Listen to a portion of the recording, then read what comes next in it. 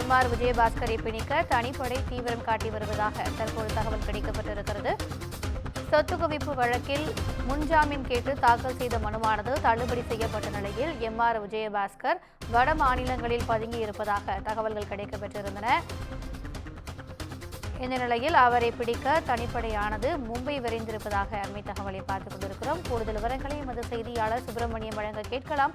வணக்கம் சுப்பிரமணியன், இது தொடர்பான கூடுதல் விவரங்கள்.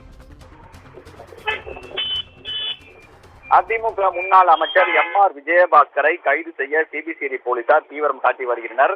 குறிப்பாக போலி சான்றிதழ் கொடுத்து 100 கோடி மதிப்புள்ள 22 ஏக்கர் நிலத்தை அபகரிக்க செய்ததாக எம்.ஆர். விஜயபாஸ்கர் உள்பட 7 பேர் மீது சிபிசிஐடி போலீசார் விசாரணை நடத்தி கொண்டிருக்கிறார்கள். அதில் 7 பேர் மீது ஏற்கனவே வழக்கு பதிவு செய்யப்பட்டிருக்கிறது. அந்த வழக்கில் எம்.ஆர். விஜயபாஸ்கரையும் சேர்ப்பதற்கான நடவடிக்கையில் சிபிசிஐடி போலீசார் தீவிரம் காட்டி வருகிறார்கள்.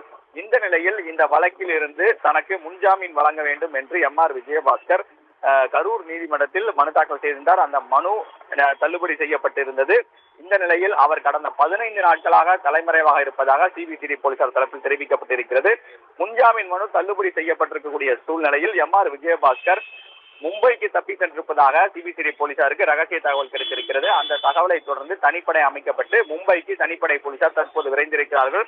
அது மட்டுமல்லாமல் அவருடன் நெருக்கமாக இருக்கவர்களிடம் விசாரணை நடத்த சிபிசிஐடி போலீசார் திட்டமிட்டு இருக்கிறார்கள். எந்தெந்த வகைகளில் அவர் குடும்பத்தினரோடு தொடர்பு கொள்கிறார் என்ற தகவல்களை சேகரிக்கக்கூடிய பணியிலும் சிபிசிஐடி போலீசார் தற்போது தீவிரம் காட்டிக் கொண்டிருக்கிறார்கள்.